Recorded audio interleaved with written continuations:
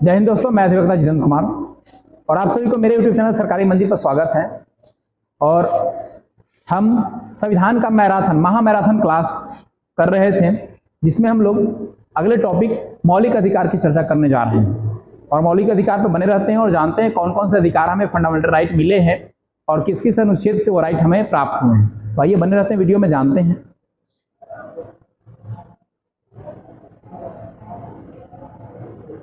सबसे पहले मौलिक अधिकार की पृष्ठभूमि की चर्चा हम कर ले रहे हैं। मौलिक अधिकार की पृष्ठभूमि क्या है?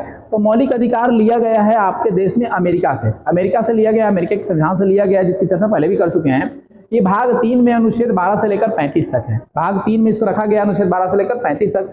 भारतीय संविधान का मैग्ना कार्टा कहा जाता है। मौलिक अधिकार को भारतीय संविधान का मैग्ना कार्टा कहा गया है। अब देखिए, मौलिक अधिकार में कौन कौन से हैं और कौन कौन से नहीं हैं। अब मौलिक अधिकार में आपके संपत्ति के अधिकार को हटा दिया गया। पहले था आपके 1978 से पहले मौलिक अधिकार में ही संपत्ति का अधिकार था, किंतु अब संपत्ति के अधिकार को हटा करके कानूनी अधिकार का दर्जा दे दिया गया है और इसे रखा गया अनुच्छेद 300 के क के तहत रखा गया है। वो इसे कब रखा गया? 44वां संविधान 1978, 42वां 1976 और 44वां 1978 में रखा गया है। अब देखिए, मौलिक अधिकार में कौन कौन से अधिकार बच चुके हैं, तो आपके समता और समानता का अधिकार है, पहला अधिकार है, जो कि अनुच्छेद 14 से लेकर 18 तक है। अनुच्छेद 12 ऐसे मौलिक अधिकार शुरू है 12 से लेकर 35 तक, ठीक है। 12 में क्या है? मौलिक अधिकार की परिभाषा है। 13 में कहा गया है कि कोई का मौलिक अधिकार किसी और को अगर क्षति पहुंचाता है तो उसके मौलिक अधिकार को कुछ समय के लिए रोका जा सकता है, तो 13 में है। और 14 से लेकर 18 तक आपका है समता और समानता का अधिकार। वही 19 से लेकर आपका 22 तक है स्वतंत्रता का अधिकार। 23 से लेकर 24 तक है शोषण के विरुद्ध अधिकार। वही आपका 25 से 28 तक है धार्मिक स्वतंत्रता का अधिकार। वही आपका अनुच्छेद 29 से लेकर 30 तक है शिक्षा और संस्कृति का अधिकार। और अनुच्छेद 32 है संवैधानिक उपचारों का अधिकार। ये तमाम अधिकार है जो हर एक इंसान को मिले हुए हैं, जिनका भारत के अंदर रहना हुआ। अब देखिए, समता और समानता के अधिकार पर थोड़ा सा चर्चा कर लेते हैं। अनुच्छेद 14 के बारे में कहता है कि विधि के समक्ष समानता का अधिकार। इसका अर्थ है कानून के सामने सभी व्यक्ति समान है, चाहे वो किसी राज्य से हो, किसी देश मतलब किसी भी क्षेत्र से हो, सभी व्यक्तियों को समान रूप से कानूनी अधिकार दिया गया है। और ये देखिए, देवी है हमारी, कानून की देवी, न्याय की देवी। पहले आंखों पर पट्टी लगी हुई थी, अब पट्टी हटा दिया गया है। अब पट्टी, नए वाले में पट्टी नहीं होता। अनुच्छेद 15 कहता है धर्म, नस्ल, जाति, लिंग और जन्म के स्थान पे भेदभाव नहीं कर सकता है कोई। किसी को कहता है कि फलना जगह तो जन्म हुआ है, फलना जाति क्या है, फलना धर्म क्या है, और भेदभाव करता है, तो वैसी स्थिति में क्या किया जाएगा? उसके ऊपर कानूनी कार्रवाई की जा सकती है। राज्य द्वारा धर्म, जाति, लिंग, नस्ल, जन्म के स्थान के आधार पर नागरिकों के प्रति जीवन या किसी भी क्षेत्र में भेदभाव नहीं किया जा सकता है। अनुच्छेद 16 को कहता है लोक नियोजन के विषय पर अवसर की समानता, यानी कहीं भी लोक नियोजन हो रहा है तो सभी नागरिक वहां से समान अवसर हैं, अपवाद आरक्षण को छोड़ करके, अपवाद में आरक्षण को छोड़ करके।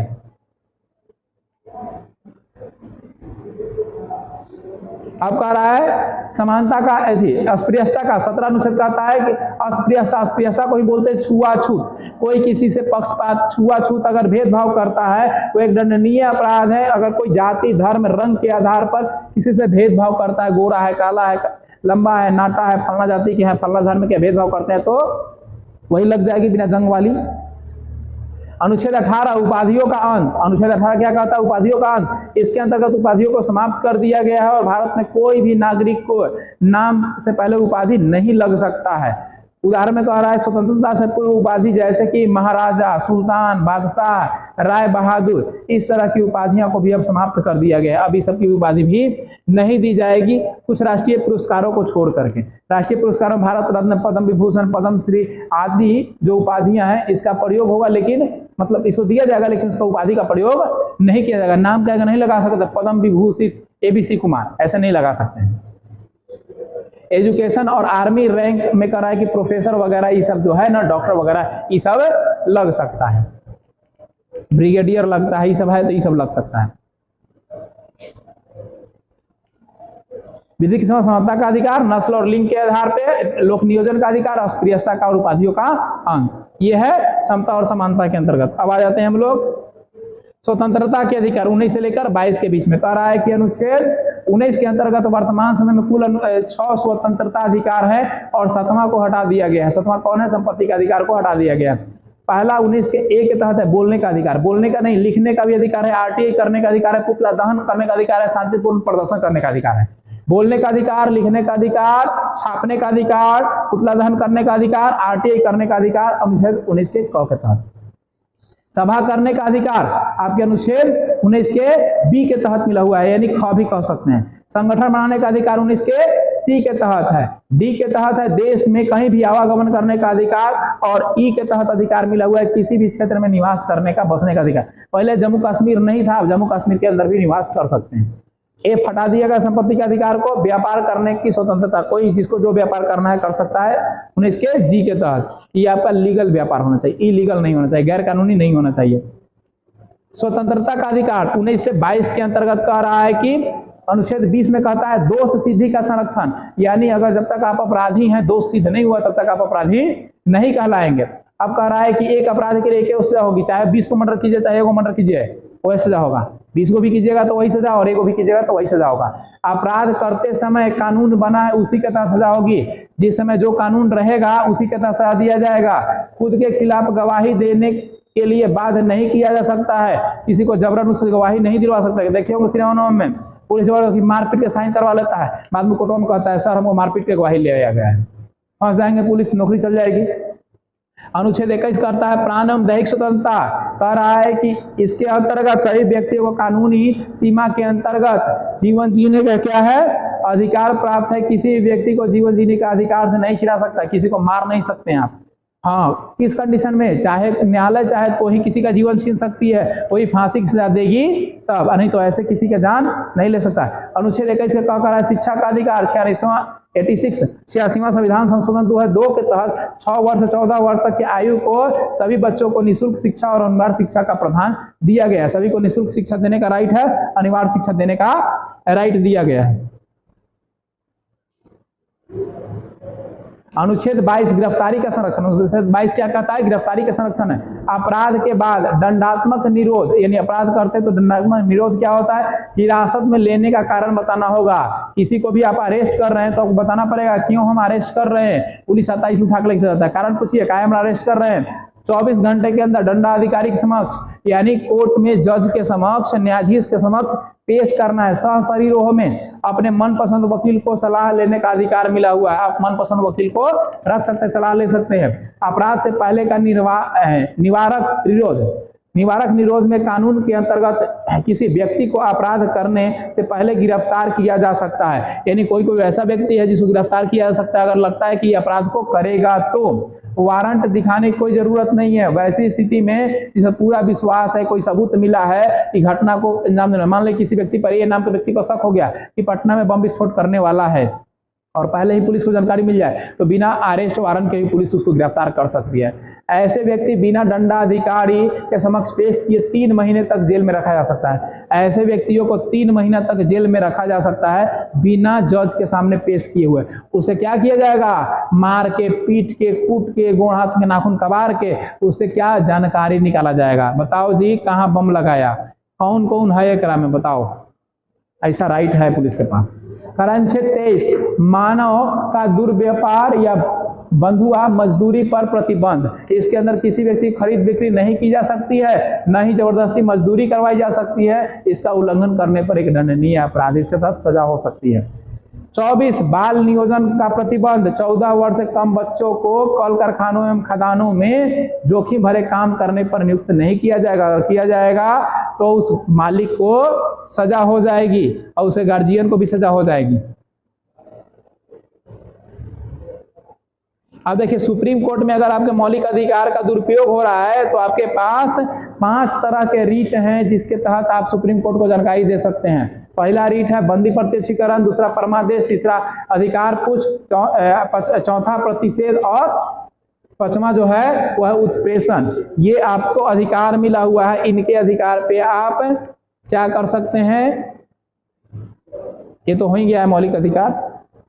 अब यहाँ धार्मिक अधिकार में देख रहे हैं, धार्मिक अधिकार 25 से लेकर 28 है। 25 कह रहा है कि अंतःकरण या धार्मिक रीति रिवाज मानने और धर्म प्रचार प्रसार करने की स्वतंत्रता। आप जिस धर्म से आपको मानना है मानिए, स्वतंत्र नहीं मानना है मत मानिए, प्रचार करना है करिए, नहीं करना है मत कीजिए, स्वतंत्रता मिली, जबरदस्ती नहीं है कि आपको करना ही करना है।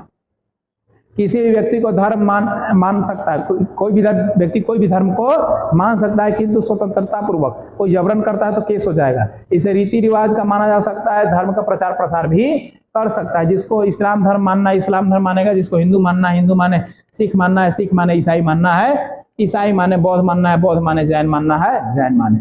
अब 26 धार्मिक कार्यों में प्रबंधन की स्वतंत्रता। इसके अंतर्गत कोई भी व्यक्ति अपने धर्म के संस्थाओं की स्थापना कर सकता है। कानूनी रूप से धार्मिक संपत्ति अर्जित स्वामित्व में प्रशासन करने की अधिकार है। यानी कोई भी व्यक्ति धार्मिक रूप से किसी संस्था की स्थापना कर सकता है, उसका प्रसार कर सकता है। अलग अलग लोग अलग अलग अपने धर्मों का प्रसार करते हैं।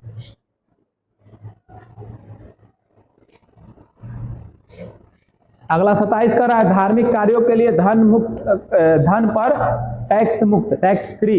कह रहा है कि राज्य किसी भी व्यक्ति को ऐसे कर देने के लिए बाध्य नहीं कर सकता है जिसका किसी विशेष धर्म या धार्मिक संप्रदाय की उन्नति या पोषण के लिए व्यक्त किया जा रहा हो। तो ऐसे लोगों पर टैक्स नहीं लिया जा सकता है, वैसे लोगों से कर नहीं लिया जाएगा। अनुच्छेद 28 कहता है सरकारी खर्च से चलने वाली संस्थाओं पर धार्मिक शिक्षा नहीं दी जा सकती है। सरकारी खर्च से जो चल रहा है संस्था ना, उसमें आप धार्मिक शिक्षा नहीं दे सकते। इसके अंतर्गत सरकारी खर्च से चलाने वाली किसी भी शिक्षण संस्थाओं में धार्मिक शिक्षा नहीं दी जाएगी। ऐसे शिक्षण संस्थाओं में अपने विद्यार्थी को किसी भी धर्म के अनुष्ठान में भाग लेने या किसी भी धर्म उपदेश को जबरदस्ती सुनने के लिए बाध्य नहीं कर सकते हैं। यानी किसी को नहीं कहेंगे कि आप भाई हमारा धर्म का बात सुनो, हमारे धर्म को पालन करो और उसको प्रवचन को सुनो। करा अनुच्छेद 29 अल्पसंख्यक वर्गों के हितों का संरक्षण, अल्पसंख्यक वर्ग में हितों का संरक्षण करा। इसके अंतर्गत कोई भी अल्पसंख्यक वर्ग अपनी भाषा, लिपि, संस्कृति को सुरक्षित रख सकता है। वो केवल भाषा, जाति, धर्म के आधार पर नहीं बल्कि शैक्षणिक संस्थाओं में प्रवेश करने से नहीं रोक सकता है। कोई भी धर्म जाति का व्यक्ति है, उसको आप किसी शिक्षण संस्था में प्रवेश करने से नहीं रोक सकते हैं कि तुम फलना धर्म के हो, फलना जाति के हो, तो तुमको अब नहीं यहाँ पे आना है। अनुच्छेद 30 कह रहा है कि अल्पसंख्यक वर्गों को अपने शिक्षण संस्थाओं की स्थापना करना और प्रशासन का अधिकार है।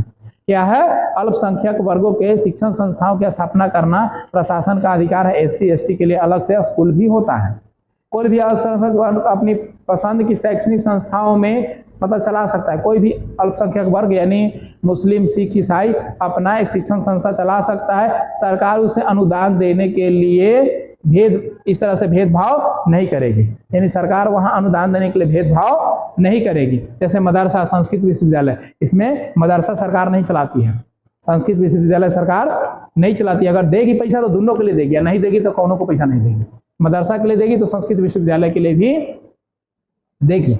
अगला कहा है संवैधानिक उपचारों का अधिकार, अनुच्छेद 32। संवैधानिक उपचारों का अधिकार डॉक्टर भीमराव अंबेडकर ने संविधान को हृदय और आत्मा कहा है। अनुच्छेद 32 को हृदय और आत्मा किसने कहा है? डॉक्टर भीमराव अंबेडकर ने कहा है। कह रहा है कि इसे मूल अधिकारों का संरक्षण भी कहा जाता है। मूल अधिकार को संरक्षण करता है सुप्रीम कोर्ट में, क्योंकि अगर आपके मौलिक अधिकारों का हनन हो रहा है तो आप सीधा सुप्रीम कोर्ट जा सकते हैं, सीधा सुप्रीम कोर्ट में आप अपील कर सकते हैं। अब सुप्रीम कोर्ट में व्यक्ति के मूल अधिकारों को सुरक्षित करने के लिए रीट जारी किए गए हैं। वही रीट जो अभी हमने बताया था आपको, 5 प्रकार के रीट: बंदी, प्रत्यक्षकरण, परमादेश, अधिकरण, पुक्ष, प्रतिषेध और उत्प्रेषण। ये 5 प्रकार के रीट दिए गए हैं जिन रीट के द्वारा आप केस कर सकते हैं, कंप्लेन कर सकते हैं। अब बंदी प्रत्यक्षकरण क्या होता है? तो कह रहा है कि शरीर में प्रस्तुत करना, शरीर को प्रस्तुत करना। यानी जब कोई व्यक्ति यह लगता है कि वह अवैध रूप से जेल में रखा गया है, यानी किसी व्यक्ति को अवैध रूप से जेल में बंद करके रखा गया है, तब वो सुप्रीम कोर्ट हिरासत में लेने वाले अधिकारियों को आदेश देता है कि वह जेल में रखे गए व्यक्ति को सुनिश्चित स्थान और सुनिश्चित समय के अंदर उपस्थिति करे, अन्यथा हिरासत में लेने वाले अधिकारी पर कार्रवाई होगी। यानी जबरदस्ती आपको केस जेल में अगर बंद करके रख ले बिना कोई कारण के, तो सुप्रीम कोर्ट डायरेक्ट जो थाना अध्यक्ष होगा उसको बोलेगा जल्दी उसको सशरीर लेके आओ सामने, हाँ तो थोड़ा पर कार्रवाई करेंगे। तो ये आपको राइट मिला हुआ है बंदी प्रत्यक्षीकरण से। अगला जो है परमादेश। परमादेश में क्या दिया हुआ है? परमादेश में दिया हुआ है जब कोई सरकारी अधिकारी अपने सार्वजनिक कर्तव्यों का निर्वहन नहीं करता है तो सुप्रीम कोर्ट में इस रीट जारी कर दी जा सकती है और उसके लिए कर्तव्यों को पालन करने का आदेश जारी कर सकता है, अन्यथा उस पर कार्रवाई की जाएगी। अब मान लीजिए बैंक में गए, बैंक में बोलेगा सर्वर फेल हुआ और डिस्प्ले अपना दिन करके गेम खेल रहा है, इंस्टा खेल रहा है, रील्स खेल रहा है, तो ऐसा कंडीशन में अगर बात नहीं मानता है, काम नहीं करता है, तो आप क्या कर दीजिएगा, कंप्लेन कर दीजिएगा, केस कर दीजिएगा। टिकट काटने के लिए लाइन में लगल है, काट ना रहे हैं, मोबाइल पर चैटिंग कर रहा है, वैसा स्थिति में केस कर दीजिए अपना कर्तव्य के प्रति। बैंक में कभी इंटरवल नहीं होता है, जाते हैं तो कहता है ना कि 1 घंटा लंच है, 40 मिनट लंच है, लंच का बैंक का कोई टाइम नहीं है। हम जाएं और कहे बैंक की तनी लंच है, लंच के बाद आइए, हम उसको भेंट करा देंगे। आप जाइएगा तो कह देगा कि लंच है ना, या मान ली खाना पर बैठा हुआ है तो ठीक है 10 मिनट 20 मिनट हम वेट कर लेंगे, लेकिन कहेगा 40 मिनट बाद काम करेंगे तो नहीं कहे तो हमसे कहे कि 40 मिनट का लंच है, 40 मिनट बाद आपका काम करेंगे, तो बैंक वाला, मैनेजर या कैशियर सबको भेंट हो जाएगा। कारण है कि आप कानून को नहीं जान रहे हैं। बैंक का आरबीआई के गाइडलाइंस में कोई लंच का टाइम नहीं है, स्पष्ट गाइडलाइंस है आरबीआई के कानून में कि बैंक का कर्मचारी 12 बजे से लेकर 2 बजे के बीच में अल्टरनेट रूप में लंच कर सकता है।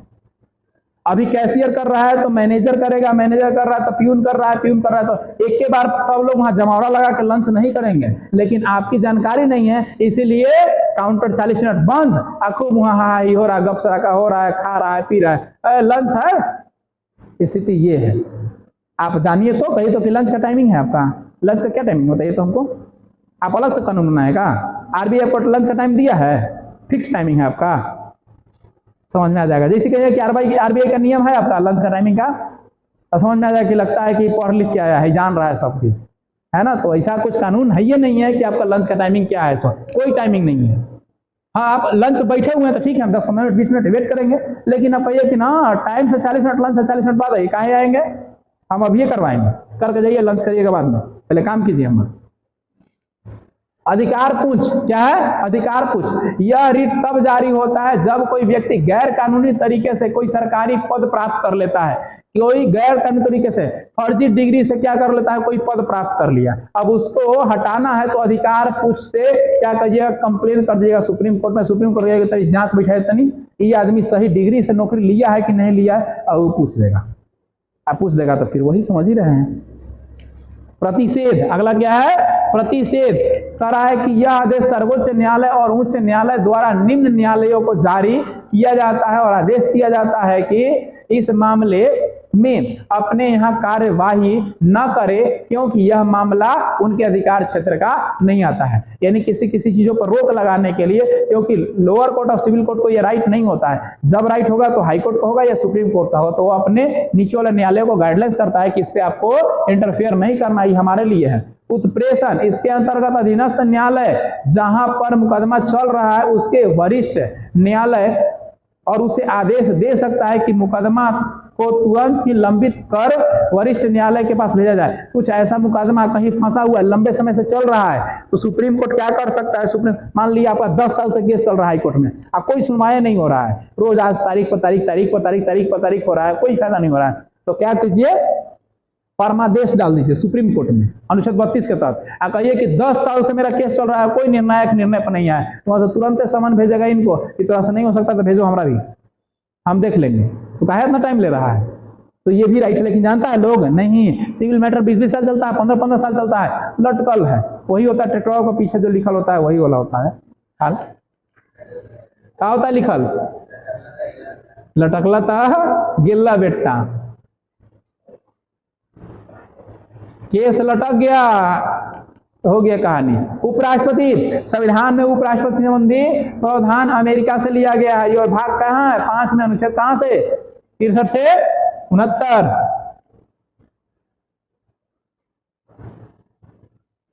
अब 63 अनुच्छेद क्या कहता है, भारत का एक उपराष्ट्रपति होंगे, कौन होंगे, उपराष्ट्रपति होंगे, और भारत का उपराष्ट्रपति राज्यसभा का पदेन सभापति होंगे। किसके सभापति, पदेन सभापति किसके, राज्यसभा के होंगे। और उपराष्ट्रपति संसद के किसी भी सदन के सदस्य नहीं होंगे। अब देखिए लोकसभा और राज्यसभा, लोकसभा का अध्यक्ष लोकसभा का सदस्य होता है, लेकिन राज्यसभा का नहीं होता है, सदस्य नहीं हो सकता है, सभापति खाली रहेगा। 65 क्या कह रहा है, कह रहा है कि राष्ट्रपति की अनुपस्थिति में उपराष्ट्रपति कार्यवाहक राष्ट्रपति होंगे, और राष्ट्रपति का पद खाली रहने पर उपराष्ट्रपति कार्यवाहक राष्ट्रपति के रूप में कार्य करेंगे, और उपराष्ट्रपति को राष्ट्रपति के रूप में कार्य करने के लिए अधिकतम अवधि 6 महीना तक ही होगी। 6 महीना तक ही वो कर सकते हैं। इस दौरान अगर राष्ट्रपति का चुनाव करा लेना अनिवार्य होगा और राष्ट्रपति के रूप में कार्य करने के समय उपराष्ट्रपति राष्ट्रपति का सम्मान, शक्तियां, वेतन और विशेषाधिकार होगा। यानी जब राष्ट्रपति नहीं होंगे तो उपराष्ट्रपति को प्रमोट करके क्या बना दिया जाएगा, राष्ट्रपति। और राष्ट्रपति जब वो बन जाएंगे तो 6 महीना तक उनके पास टाइम है, तो राष्ट्रपति रहेगा अधिकतम, क्लास बेसी नहीं। 6 महीना के अंदर में निपटा लीजिए चुनाव को, राष्ट्रपति गठन कर लीजिए। जब उपराष्ट्रपति राष्ट्रपति रहेंगे तो उस समय सारी शक्तियां राष्ट्रपति वाला उपराष्ट्रपति को मिला हुआ रहेगा। 66 उपराष्ट्रपति के पद की योग्यता और निर्वाचन। योग्यता में वही चीज जो पढ़े हैं अभी, भारतीय नागरिक, 35 साल उम्र, राज्यसभा का सदस्य। योग्यता, निर्वाचन के समय कोई लाभ पद पर नहीं रहना चाहिए, 15,000 जमानत राशि देना होगा। इसके 20 प्रस्तावक और 20 अनुमोदक होंगे। और राष्ट्रपति के लिए क्या होंगे, 50 प्रस्तावक और 50 अनुमोदक। अब उपराष्ट्रपति का निर्वाचन तो कह रहा है कि उपराष्ट्रपति के निर्वाचन संसद के दोनों सदनों में सदस्यों के द्वारा एकल संक्रमणीय मत पद्धति से होता है। लोकसभा के सभी सदस्य और राज्यसभा के सभी सदस्य होते हैं। अब 67 में देखेंगे तो उपराष्ट्रपति का कार्यकाल और उनके पद से हटाने की प्रक्रिया, ऐसे कार्यकाल उनका 5 साल का होता है और उनको पद से हटाने की प्रक्रिया से महाभियोग होता है। 1/4 लोगों को राज्यसभा में क्या करना पड़ेगा, अनुमोदन देना होगा। लेकिन जब 14 दिन पहले ही उनको बताना पड़ेगा, पहले लिखित रूप में, कि हम आपके ऊपर महाभियोग लगाने वाले हैं, जो सेम राष्ट्रपति का वही उपराष्ट्रपति का भी है। फिर 2/3 सदस्यों से क्या करना होगा, उसको प्रस्तावित करना होगा। अगर हो जाता है तो उनको पद से हटा दिया जाएगा। जैसे राष्ट्रपति वैसे सेम उपराष्ट्रपति को हटाने का प्रक्रिया है, महाभियोग प्रोसेस ही है। 68 कह रहा है कि उपराष्ट्रपति के पद रिक्त होने पर चुनाव यथाशीघ्र करा लिया जाएगा। उपराष्ट्रपति के पद का शपथ ग्रहण कौन करवाएगा, राष्ट्रपति करवाएंगे। कौन करवाएंगे, राष्ट्रपति। महत्वपूर्ण तथ्य है, भारत के प्रथम उपराष्ट्रपति डॉक्टर सर्वपल्ली राधाकृष्णन थी और बाद में फिर और हामिद अंसारी का कार्यकाल 2 बार रहा है। ये लोग 2 बार उपराष्ट्रपति चुने गए, दोनों लोग 2 बार उपराष्ट्रपति चुने गए। कह रहा है कृष्णकांत भारत के ऐसे उपराष्ट्रपति जिनके मृत्यु उनके कार्यकाल के दौरान ही हो गई थी। कृष्णकांत जो बनाए गए थे, है ना, वो आपके कार्यकाल के दौरान ही उनकी मृत्यु हो गई थी। अब इससे जुड़ा हुआ प्रश्न है, आंसर इस पर टिक आउट नहीं है।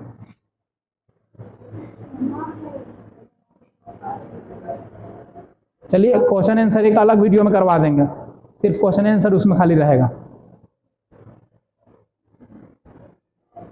क्वेश्चन आंसर के लिए एक अलग ही रखेंगे जिसमें सिर्फ और सिर्फ क्वेश्चन आंसर होगा।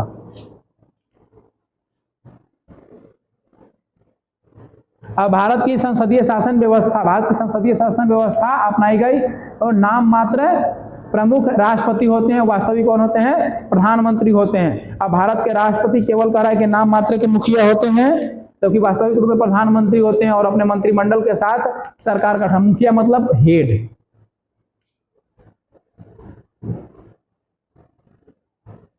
अब मंत्रिपरिषद के देख रहे हैं तो मंत्रिपरिषद में कैबिनेट मंत्री होते हैं और प्रधानमंत्री होते हैं, उसको मंत्रिमंडल कहा जाता है।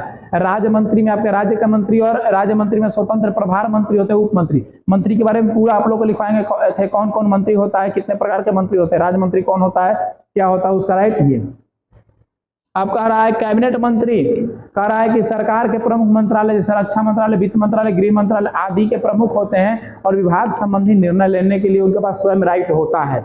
अब राज्य मंत्री में कैबिनेट मंत्री की सहायता करते हैं और स्वतंत्र प्रभार के मामले में वो अपने कार्य को कैबिनेट मंत्री के भांति स्वतंत्रता से कर सकते हैं, उनको राज्य मंत्री कहते हैं। उप मंत्री किनको कहते हैं, जो कैबिनेट मंत्री अथवा राज्य मंत्री के प्रशासनिक, राजनीतिक और संसदीय कार्यों में सहायता करने का काम करते हैं, वो होते हैं उप मंत्री। ये 3 प्रकार के मंत्री वहां पे नियुक्त किए जाते हैं।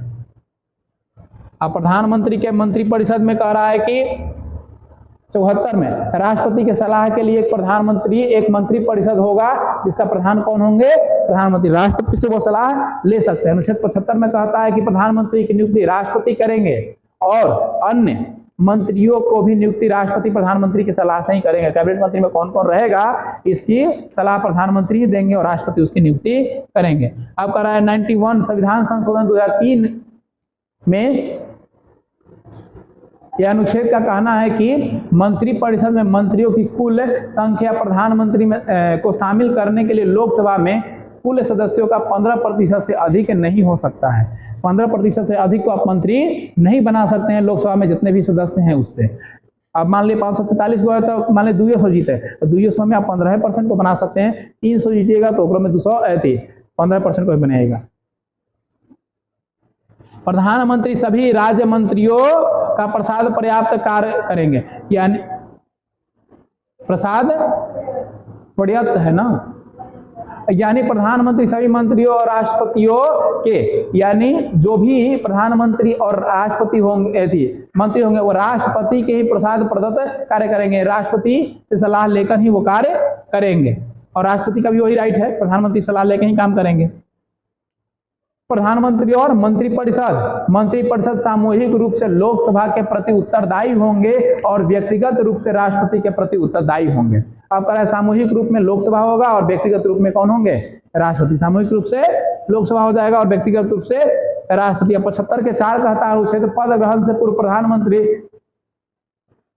सहित प्रत्येक मंत्री सहित, यानी पद ग्रहण से करने से पहले प्रधानमंत्री सहित प्रत्येक मंत्री राष्ट्रपति के सामने पद और गोपनीयता की शपथ लेंगे। होता है ना, हम भारत के लोग, भारत तो संपूर्ण गणतांत्रिक है ना, शुद्ध अंतःकरण से नियमों का पालन करेंगे।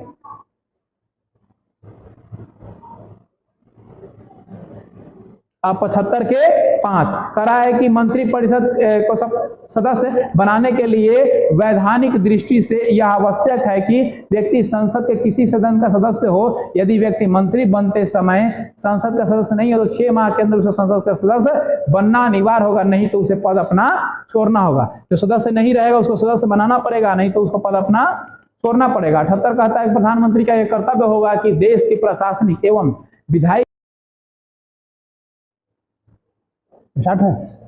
हम लोग प्रधानमंत्री के बारे में जान रहे थे, प्रधानमंत्री से जुड़े हुए महत्वपूर्ण पहलुओं को जान रहे थे, ठीक है। तो उससे महत्वपूर्ण जुड़े हुए पहलू कुछ हम लोग जानते हैं। तो कह रहा है कि प्रधानमंत्री किसी मंत्री को त्याग पत्र देने, यानी प्रधानमंत्री किसी मंत्री को त्याग पत्र देने अथवा राष्ट्रपति को उन्हें बर्खास्त करने की सलाह दे सकते हैं। यानी प्रधानमंत्री के पास ये राइट है कि राष्ट्रपति को सलाह दे सकते हैं, कोई मंत्री को हटा दीजिए, त्याग पत्र उससे दिलवा लीजिए। प्रधानमंत्री मंत्रिपरिषद के प्रमुख होते हैं जबकि प्रधानमंत्री त्याग पत्र देते हैं। कह रहा है कि प्रधानमंत्री मंत्रिपरिषद के प्रमुख होते हैं, अतः जब वो प्रधानमंत्री त्याग पत्र देते हैं अथवा उनकी मृत्यु हो जाती है तो मंत्रिपरिषद स्वतः ही विघटित हो जाता है, यानी भंग हो जाता है। अन्य मंत्री कोई कार्य नहीं कर सकता है। जब प्रधानमंत्री नहीं रहेंगे तो कोई अन्य मंत्री का कोई मतलब वजूद नहीं रह जाता है, समाप्त हो जाएगा वो। अगला कह रहा है कि प्रधानमंत्री नीति आयोग, राष्ट्रीय विकास परिषद, राष्ट्रीय एकता परिषद, अंतर्राज्यीय परिषद एवं राष्ट्रीय जल संसाधन परिषद के ही अध्यक्ष होते हैं। इन इतने पदों के क्या होते हैं? एक व्यक्ति अध्यक्ष होते हैं जो है प्रधानमंत्री देश के। अब प्रधानमंत्री से जुड़े हुए कुछ महत्वपूर्ण तथ्य हैं जिनको हम लोग जानेंगे। भारत के प्रधानमंत्री बनने के लिए न्यूनतम उम्र 25 वर्ष होनी चाहिए। वैसे संविधान में न्यूनतम उम्र का उल्लेख नहीं है, बस यह दिया गया है कि भारत का प्रधानमंत्री लोकसभा और राज्यसभा दोनों में से किसी एक का सदस्य होना चाहिए। स्थिति अगर लोकसभा का सदस्य है तो न्यूनतम उम्र 25 साल, अगर राज्यसभा में होगा तो 30 साल, राष्ट्रपति बनने के लिए 35 साल। प्रधानमंत्री सबसे बड़ा कार्यकाल प्रथम प्रधानमंत्री पंडित जवाहरलाल नेहरू का रहा, जिनका 16 वर्ष 9 महीने और 12 दिन तक प्रधानमंत्री पद पर रहे। यानी सबसे अधिक दिनों तक प्रधानमंत्री कौन बने रहे? दरवाजे को थोड़ा सा बंद कर दीजिएगा। जवाहरलाल नेहरू रहे सबसे लंबे समय तक। एक कार्यकाल में सबसे कम समय के प्रधानमंत्री पद पर रहने वाले अटल बिहारी वाजपेयी थे, मात्र 13 दिन। मात्र 13 दिन अटल बिहारी वाजपेयी जो पद पे रहे 13 दिनों तक रहे। सबसे कम कार्यकाल इनका रहा और सबसे अधिक कार्यकाल जो रहा वो किनका रहा? पंडित जवाहरलाल नेहरू का रहा। ऐसे प्रधानमंत्री जो लोकसभा में उपस्थित नहीं रहे वो चौधरी चरण सिंह हैं। मतलब प्रधानमंत्री बने लेकिन लोकसभा में भी नहीं पहुंचे। जिनका चरण नहीं गया वो है चौधरी चरण सिंह। जिनका चरण नहीं गया वो है चौधरी चरण सिंह। पूछेगा जिनका चरण, जिनकी उपस्थिति नहीं गया, लोकसभा में गए वो नहीं, पैरों नहीं से रखे, यानी चरण नहीं गया तो कौन बच गए? चरण सिंह। याद रखिए, पूछता है क्वेश्चन। विश्वास मत प्राप्त करने वाले असफल होने वाले प्रथम प्रधानमंत्री कौन थे? विश्वनाथ प्रसाद। विश्वास नहीं रहा विश्वनाथ पर, विश्वास नहीं रहा विश्वनाथ पर, विश्वास पत्र नहीं कर पाए तो कौन थे? विश्वनाथ। विश्वास नहीं हो पाया विश्वनाथ पर। अगला सबसे अधिक उम्र के प्रधानमंत्री मोरारजी देसाई। कौन? मोरारजी देसाई। सबसे अधिक उम्र वाले मोरारजी, सबसे कम उम्र वाले राजीव गांधी। कौन थे? राजीव गांधी। अगला कह रहा है कि भारत के गैर कांग्रेसी प्रधानमंत्री कौन थे? मोरारजी देसाई। सबसे पहले बिना कांग्रेस मतलब गैर कांग्रेसी उस समय थी जनता पार्टी की सरकार से कौन बने थे प्रधानमंत्री? मोरारजी देसाई। भारत के 3 प्रधानमंत्री का मृत्यु कार्यकाल के दौरान हुआ, जवाहरलाल नेहरू का, लाल बहादुर शास्त्री का और श्रीमती इंदिरा गांधी का। जवाहरलाल नेहरू का भारत में हुआ, लाल बहादुर शास्त्री का हुआ आपके, क्यों ऐसा हो रहा है, लाल बहादुर शास्त्री का आपका हुआ रूस के अंदर, और इंदिरा गांधी का हुआ अपने आवास के अंदर, उनका विधायक थी जो था बॉडीगार्ड, वही मार दिया था। आप कुछ प्रश्न है तो प्रश्न को नहीं देखेंगे, प्रश्न के लिए अलग से हम एक वीडियो बनाएंगे और उसमें तमाम प्रश्न जो संविधान से जुड़े हुए हो सकते हैं उन प्रश्नों का हम लोग एनालिसिस करेंगे। देखते हैं राज्य विधानमंडल के बारे में। राज्य विधानमंडल, बात मत कीजिए, राज्य विधानमंडल में विधान परिषद, विधानसभा और राज्यपाल 3 अंग होते हैं। 168 में सभी राज्यों में विधानमंडलों का गठन होगा। 168 अनुच्छेद क्या कहता है? सभी राज्यों में विधानमंडल होगा। 69 कहता है कि राज्यों में विधान परिषद की स्थापना और उसकी समाप्ति, विधान परिषद की स्थापना भी कर सकता है राज्य और उसकी समाप्ति भी कर सकता है। 70 कहता है विधानसभा की संरचना, स्ट्रक्चर उसकी कैसी होगी, विधान परिषद का स्ट्रक्चर कैसा होगा, 171 में बताता है। अब विधानमंडल के अंतर्गत विधानसभा और विधान परिषद होते हैं। एक होते हैं राज्यपाल भी, क्या होते हैं? राज्यपाल। लेकिन ये दोनों क्या है? इसका अंग है, विधानसभा और विधान परिषद। एमएलए होते हैं, विधायक होते हैं और एमएलसी होते हैं। एमएलसी को चुना जाता है और एमएलए को वोटिंग से बनाया जाता है। अब देखिए संसद के अंदर, संसद का वर्णन 79 में है, बार बार देखें आप लोग, लोकसभा 80 में है और राज्यसभा 81 में है। राष्ट्रपति इसके अंग होगा, संसद यानी केंद्रीय सरकार के होगा, यह राज्य सरकार का हो गया। विधानमंडल होता है राज्य सरकार में, विधान परिषद और विधानसभा होता है और राज्यपाल होता है। अब कई राज्यों के विधानमंडल एक सदस्यीय होते हैं, यानी बहुत सारे राज्य हैं जहां का विधानमंडल क्या होता है? एक सदस्यीय होता है, एक ही सदस्य वहां पाए जाते हैं। बहुत सारा में 2 सदस्यीय होता है, 2 सदस्यीय में क्या हो जाएंगे? विधान परिषद और विधानमंडल, विधानसभा और विधान परिषद हो जाएंगे। 168 का राज्यों में विधानमंडल का गठन होगा, पानी नहीं है। 169 में कह रहा है राज्य विधान है, राज्यों के अंदर विधान परिषद का स्थापना और समाप्ति तो पहले ही देख चुका है। 70 में विधानसभा की संरचना और 71 में विधान परिषद की संरचना, ये तमाम चीजें अनुच्छेद के अंतर्गत निहित है।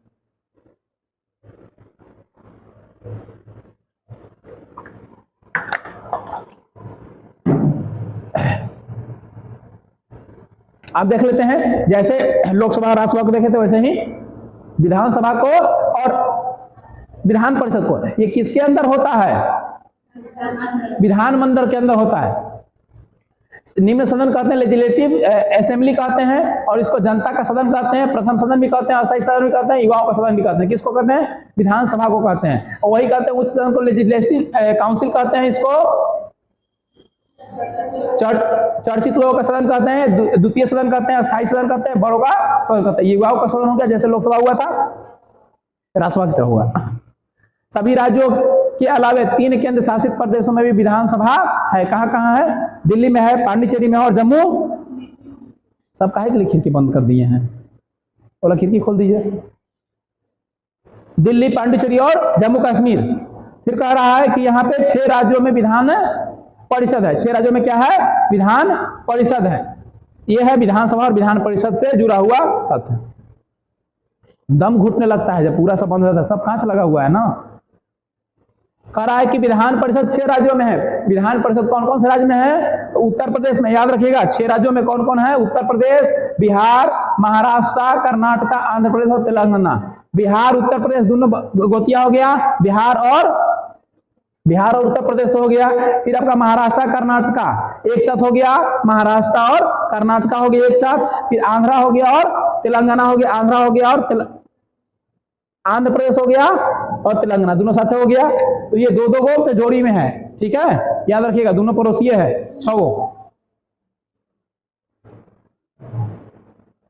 अब संसद पार्लियामेंट को देख लेते हैं और विधानसभा को देख लेते हैं। संसद में कह रहा है कि लोकसभा यानी हाउस ऑफ पीपुल कहते हैं, राज्यसभा कहते हैं, और ये संसद के मेंबर यानी पार्लियामेंट, संसद मेन उसका हेड होता है। यहाँ विधायक होते हैं, विधानसभा होते हैं और विधान परिषद होते हैं, एमएलए और एमएलसी होते हैं, विधानमंडल के अंग होते हैं। अगर इसका एक और सदस्य की बात करेंगे तो राज्यपाल हो जाएगा, इसका एक और सदस्य की बात करेंगे तो क्या हो जाएगा? राष्ट्रपति हो जाएगा।